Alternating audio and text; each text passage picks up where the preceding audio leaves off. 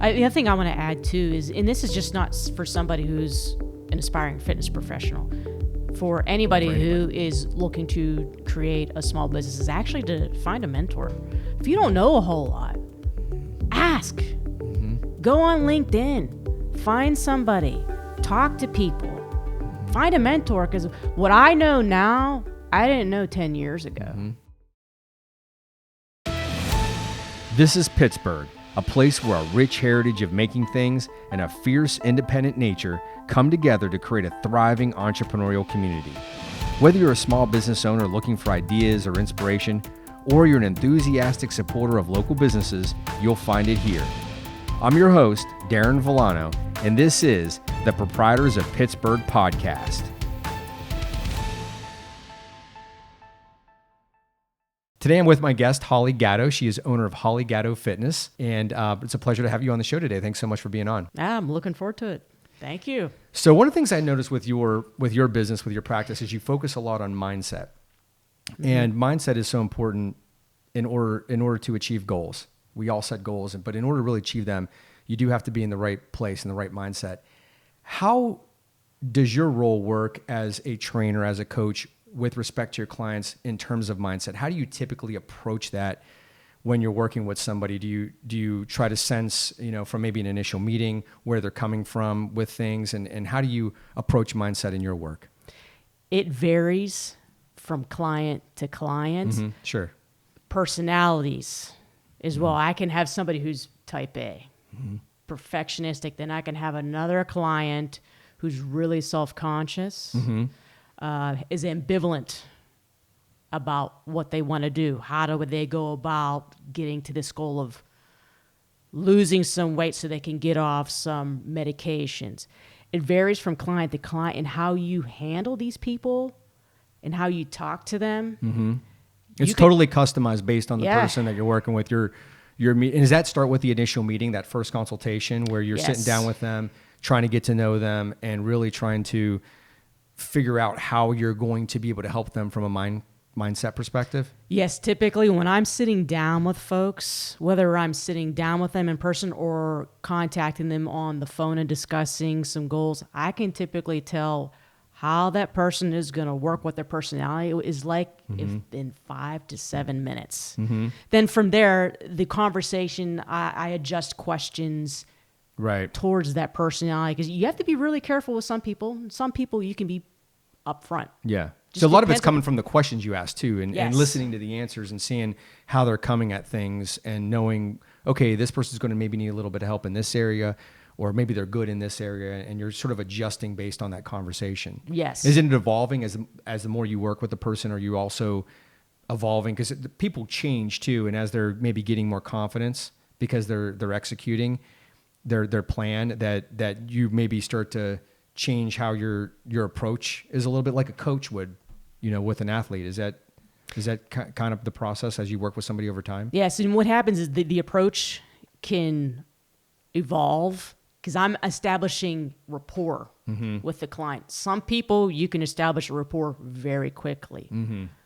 Some people, you can establish a rapport slowly, and it depends upon what the goal is, and it depends upon what that client, what they're comfortable with. I have to build that trust with that client. Yeah, some folks it's going to take a little bit more work with them to build trust, and some it's going to be a little bit more instant depending on their. Yes. And does that probably also vary depending on their experiences doing this in the past, maybe having worked with other trainers or having an athletic background, or if they're coming at it for the very first time, they may be apprehensive too. So are you asking questions about their past and helping diagnose that too? Yes. It would seem to me that accountability would be an important role for somebody like you as a coach and a trainer, because I know one of the things that most of us struggle with, whether it's losing weight, getting in shape, or really almost any goal in life, is accountability, because it is hard sometimes to be accountable to yourself. And so how important is accountability with your clients, and how you work with, and how do you approach that? Accountability is everything with people, whether they want to lose weight or they're trying to rehab from an injury. Now, there's going to be stages to that. Some people, you can hold them for a little bit more accountability right away. Some folks, you have to slowly start working in accountability, because if you're demanding, I need you to do this, I need you to walk on a treadmill, I need you to eat this, I need you to eat that may be too much for somebody. Right. You can overload them with too much. Exactly. And then they shut down. Yeah. And then they're just done. And then it's back to the same experience they had before. So accountability or not, if you give them too many things, they're just not going to execute. They're going to feel bad about not executing. Now they feel bad. They have to tell you about it. And they feel bad about themselves. And they feel bad about themselves, and it could be actually have the opposite effect. Yeah, it's the hamster wheel over again. So it's really a balance of giving them enough so that they can execute and be good, but it's pushing them a little bit, but not over the top, so that they're building over time and they're getting better and better and better then. Yeah, and they have to be building in a positive manner. So whether it's they have a lot of goals they want to meet right off the bat, and I'm holding them accountable to that, depending upon the person, or we have to start picking through goals. So some people, they pick too many goals too soon. Right. And then they're setting themselves up for failure because they're expecting too much, but they don't have the personality and the thought process to stick with that. Well, they need to back off a little bit and show, it's okay.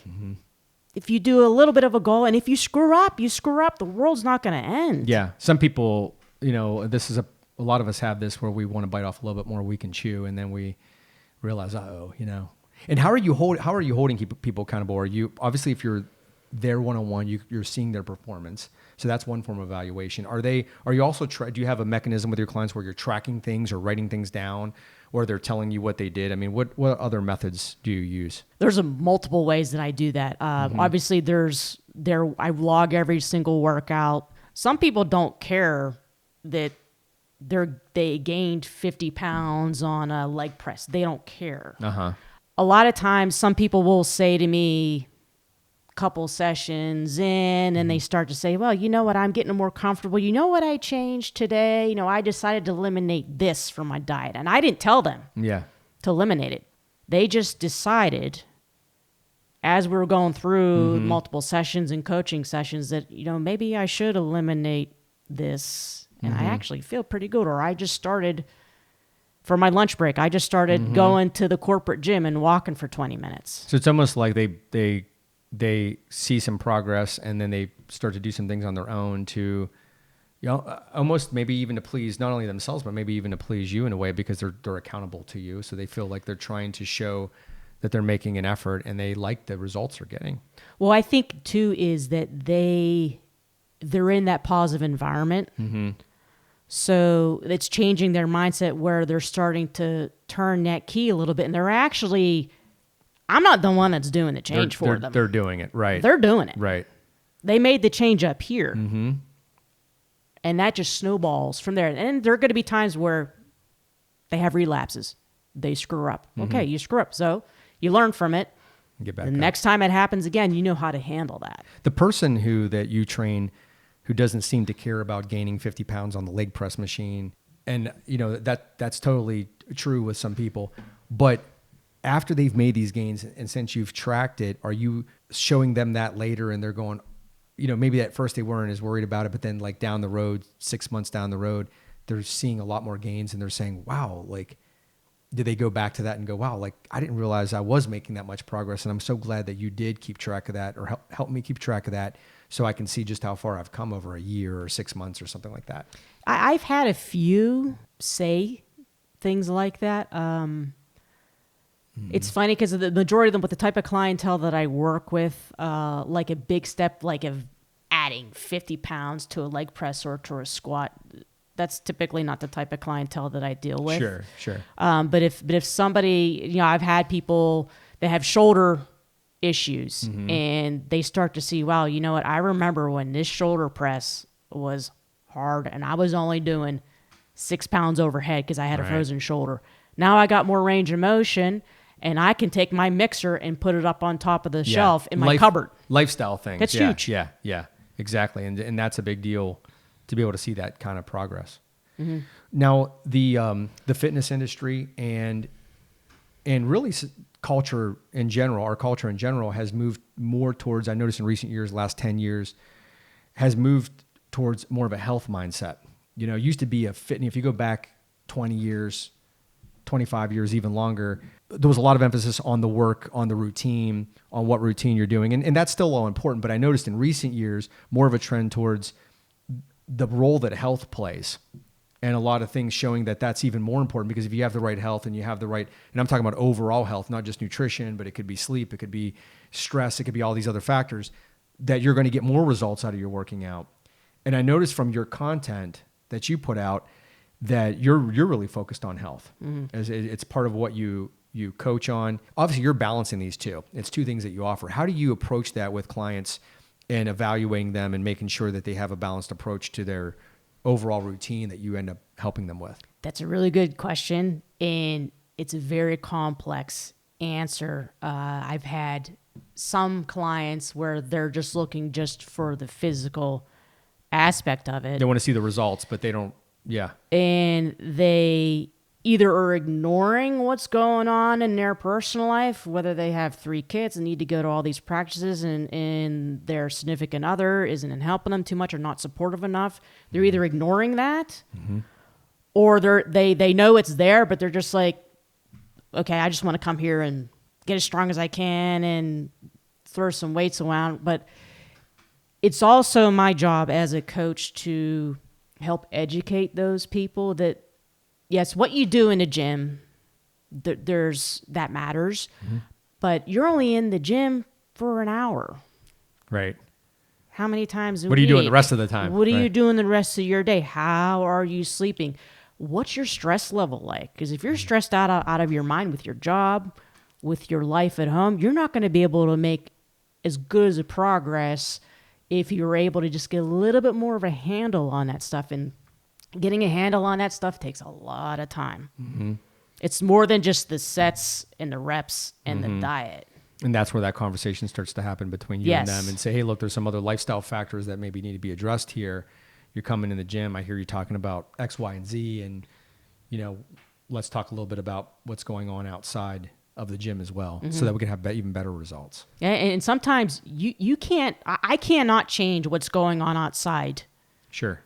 Right. Of the gym. Right. If they got a stressful job, if they're a physician that has a stressful job and they're working 12, 14-hour days, you can't change that. Right.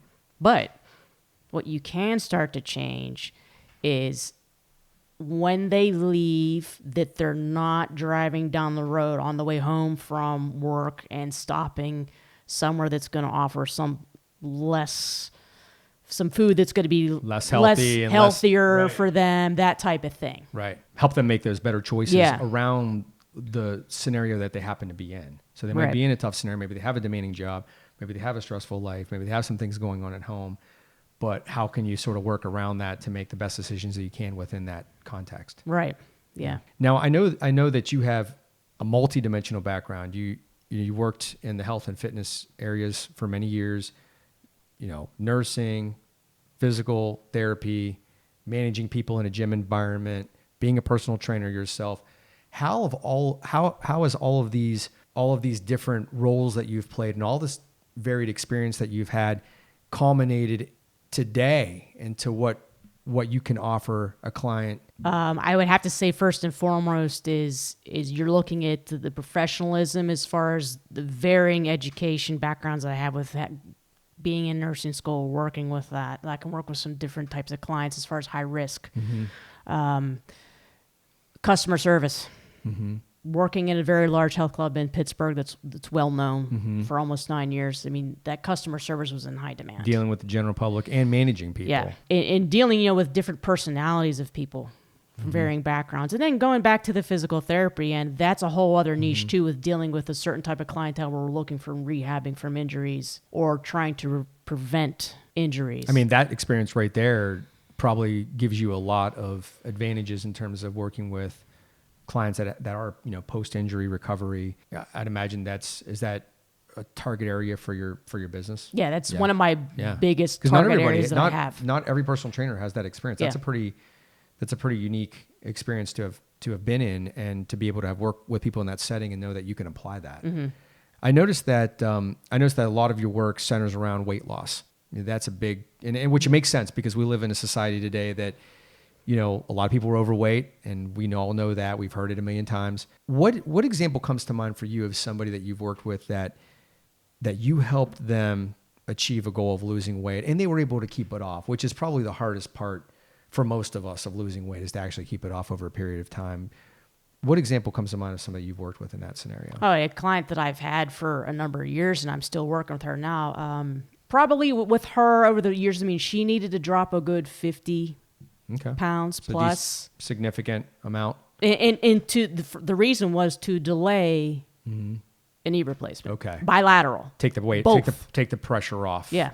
But you helped. She came to you in that moment when she was needing to lose the weight. Is that when she found you and you helped her through that process? Yeah, and that process, that weight loss was not always positive. There was fluctuations up and down. It wasn't a smooth line. Right, and it never is for anybody. It's what's going on in their life, what's their stress level like. There's a lot of factors that's just more than the sets and the reps. Sure. That goes on there. Sure. Now with people working out, one of the things, when we're working out ourselves, one of the things that a lot of people struggle with is knowing if they're doing too much or too little in their routines. I'm talking about the person who's going to the gym by themselves, who's not working with anybody, and maybe they could push themselves harder, but they're not. They're holding back. Maybe they were injured when they were younger, sports related or otherwise, and they're afraid. They don't really need to be now. Maybe the body is stronger, but they're holding back. Sometimes, your mind can get away from you and you think you can do things and maybe you realize you can't, and you could push yourself to injury, or some people have frequent injuries. So what the person's really lacking is perspective. They don't, it's hard to have perspective when you're doing it yourself because, we're stuck in our own heads. Your role as a coach, to be able to look at somebody objectively from the outside and to evaluate them and help give them perspective, I would imagine is a valuable tool a valuable service that you offer. How does that play into your thinking in your practice and how you work with clients in terms of communicating with them and giving them that perspective that they may lack themselves? Another great question. And again, how to address that with a client depends upon their personality. I've had people who are very well educated. They do endurance sports. And when they train for a half marathon or a full marathon, it's crazy, crazy, crazy. And then they end up setting themselves for injury. They go real hard. Yeah. They didn't make it too hard. It's just because of their mentality. They're so driven. They're driven in other areas of their life, and it's spilling over into and that transcends into a physical activity. Then they're setting themselves up for injury. I've had people like that where I have to actually tell them, look, you need to slow down. Sure. Because this is why your hamstring is getting tight. This is why your IT band is really tight and your hips hurt and your knees hurt. You're pushing yourself too much. You got to back off. What I say with that is always less is more. And plus you're looking at age too. The older you are, you can't do what you did 10 years ago. And all of us are getting older, but we don't always want to think about that as a limitation. And that's where you can come into play, because as an objective person, you could say, you're really pushing yourself too hard, And do you have the opposite too, where maybe somebody could be pushing themselves a little harder, where you're saying, you know what, you got a little bit more here to give, you can do a little bit more, and you're showing them in the gym through the work that they can accomplish and do a little bit more too. Yeah. Absolutely. I got a client like that right now. She's been a long-term client of mine on and off. And the way I work with her is you have to do a little bit of TLC, a little bit of that, but also a little bit of a nudge. And then once they start to change the mindset, then she's pretty confident, though, you know what, I can go ahead and do this, I really like this, or I don't like this exercise, but I know I have to do it. It's good. And then 3 months later, she says, you know what? I really do like that. And those folks are they impressed after you shown them they can push a little harder, that, okay, I could do a little bit more and I didn't think I could. Yeah. And working with you helped show me that I could do that. Yeah. And it's good because their positivity and their self-esteem and their body self-image is just a little bit better. Starts to move up. Yeah. That can be huge for a lot of people. Yeah, absolutely. So you have worked, as we had mentioned, you had a varied background. You worked in a lot of different areas. You worked for different employers in different ways. Now you work for yourself. You have your own business. What's been the most rewarding aspect to having your own practice, your own personal training practice? Oh man, there's so. I started being kind of out on my own. Didn't know a whole lot. Then went into working under a very large health club that was under a corporate umbrella. Learned a lot. Spent a lot of time there, and then left, and then started doing a lot of stuff on my own. Then decided to go ahead and just launch a website.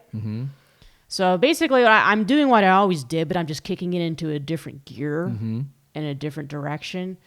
I would have to say that the biggest thing that I can pull from, again, it's going to boil down to the professionalism and the customer service.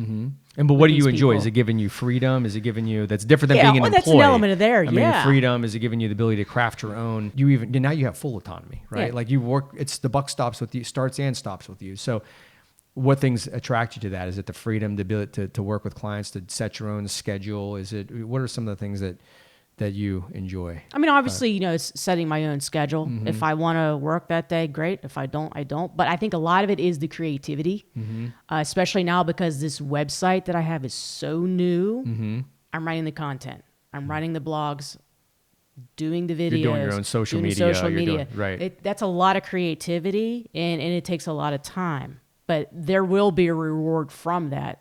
Yeah, because usually when you work for somebody else, especially a big organization, there's other people that are doing the social media, and there's other people that are doing the advertising, and there's other people that are doing the website. And so you're just doing your own one. But now when you're the business owner, you're doing all this. Yeah. You have your hands in all this, which for some people can be a lot, but for a lot of us, it's fun too, because now you can make the message the way you want to make it.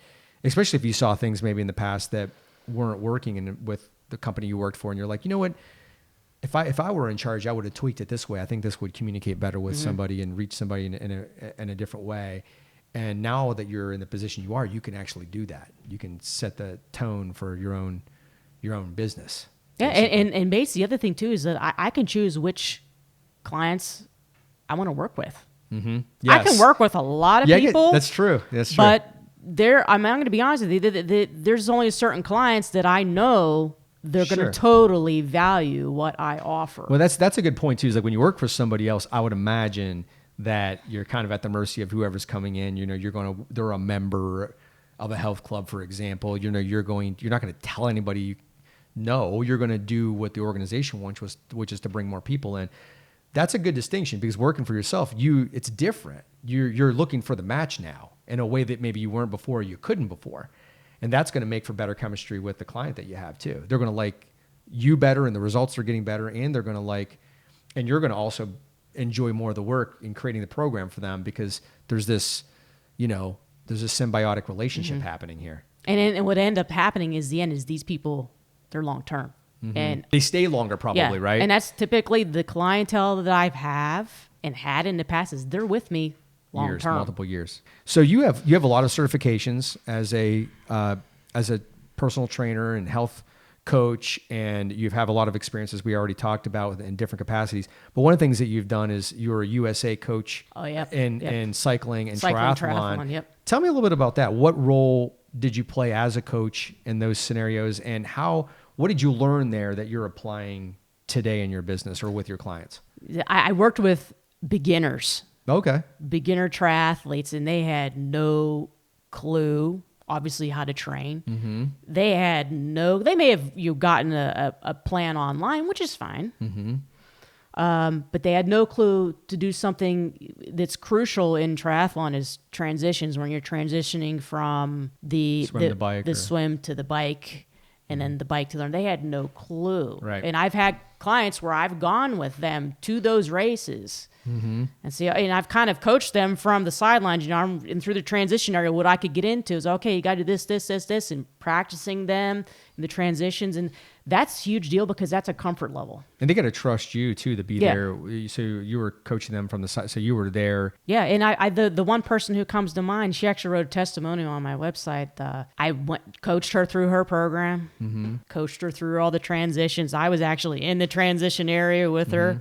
And the nicest thing she said to me, she says, I can finally call myself a triathlete. And it was a sprint triathlon, but for her, that's a big deal. I mean, sprint triathlons for people are a big deal. Right. And did you personally have an interest in cycling? Like, I'm not sure what physical fitness activities you're into, but were you interested in cycling, or did you do triathlons in the past yourself? Yeah, I did it all. I did mountain bike races, road races, cyclocross races, triathlons, sprints, Olympic distance. Man, I know I got adventure races. Oh, wow. Yeah, that's cool. So, and I've done some other like outdoor races that involve archery and stuff like that. But no Tough Mudders. But I've had clients that I've worked with for Tough Mudders and Spartans, but I've never done those guys. But yeah. And what do you enjoy today? What types of workouts do you put yourself through today, or do you enjoy today? You know what? That's a good question, because now that I'm older, body's older. I got to listen to my body now. I went back to my roots, and what my roots are is when I started training people was just going straight bodybuilding, getting stronger, developing muscle. And that's what I enjoy. That's what works for me now. How would you describe your approach or your philosophy in your practice? I mean, for me personally, when I look at your material and everything, I mean, one of the first things comes to mind for me is holistic, that you're really coming at this from a holistic perspective. How would you describe, somebody came up to you and said, what is your approach? What's your philosophy, overarching in the way you approach your work? How would you describe it? It very simply put, you have to be able to work through your stress, what's going on in your mind, getting to change that mindset of how do you want to achieve these goals? What's stopping you from achieving these goals? A lot of these people, they have a fear. You mean the fear paralyzes them a little bit some people, and some people that they may not have a good support system at home. Those folks are really tough to deal with, because it's little teeny tiny baby steps on how they're handling things, because that produces stress. And another thing is, how are people sleeping? Are they on their phone late at night? Right. It's simple stuff like that, but if you really think about it, it's the mindset of how people are how they're conducting themselves outside of all their physical activity or lack of physical activity. So it sounds like your approach, your philosophy is really one of mindset first. It sounds it has to be. It sounds like what you're leading with. It has to be. Yeah. What parting advice would you leave for other entrepreneurs out there who might be listening to this, other people starting a business? What have you learned yourself as a business owner that you'd like to share with somebody else? I'm going to answer this from a fitness professional standpoint, because that's putting my managerial hat back on. You got to have customer service. You got to project that same level of professionalism. And that's the advantage of being a small business, yeah. right? Is that you can be more customized and provide better service. That's an area where a lot of small business owners don't take full advantage. If anybody's listening to some of my content, I usually just rail on this all the time. Customer service, it's so important. And it's such an advantage for a small business, because most small businesses, especially service businesses like what you do, are only dealing with a limited number of clients, right? Absolutely. Because you can only do, it's not like you're selling something that's mass produced from a factory that's going to reach millions of people. You're a small business and you're only reaching so many people. Why not create a brilliant experience? Like, that's something that you actually can control. And a lot of people don't do that. So I'm so glad to hear that being part of your answer, because I think that's something that we can definitely shape, and that can make a big difference. The other thing I want to add too is, and this is just not for somebody who's an aspiring fitness professional, for anybody who is looking to create a small business, is actually to find a mentor. If you don't know a whole lot, ask. Go on LinkedIn, find somebody, talk to people. Find a mentor, because what I know now, I didn't know 10 years ago. Had I known, we wouldn't even be sitting here. And so many people really are so happy to share their knowledge. Yeah, they are. Sometimes people are afraid to ask or to reach out. They feel like they're putting somebody out, but a lot of times people are happy to talk about what they're doing, and they're okay with being approached. And if they say no, so what? You ask somebody else. You know what I mean? I think getting a mentor is important. Yeah, and if you're, let's say, for example, if you're wanting to be a professional chef, and you're just a line cook or a busser, talk to chefs, talk to people. Right. That's how you're going to learn. You're going to find these people, and you're also going to build a network at the same time. Right. Absolutely. Holly, thanks so much for being on the show today. I really appreciate it. Yeah, great. Thank you. I'm glad to be here.